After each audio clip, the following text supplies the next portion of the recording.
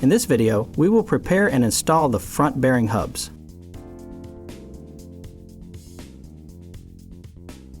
If your hubs have sensors, they'll need to be removed and the opening will need to be capped.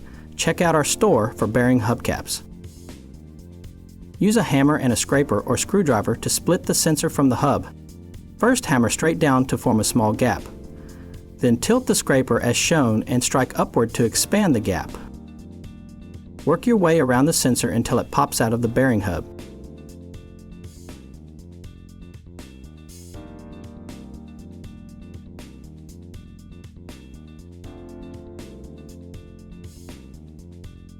Push the hub cap into the bearing hub opening. You can apply a tiny amount of sealant if you want full weather protection.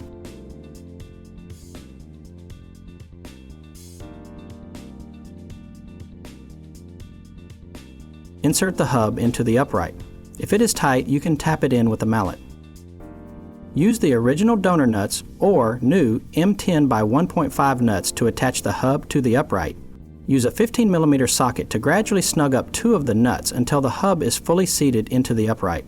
Then, snug up all of the nuts.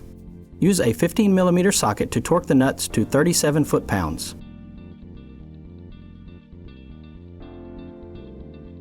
Repeat the steps to install the bearing hub on the other side of the car.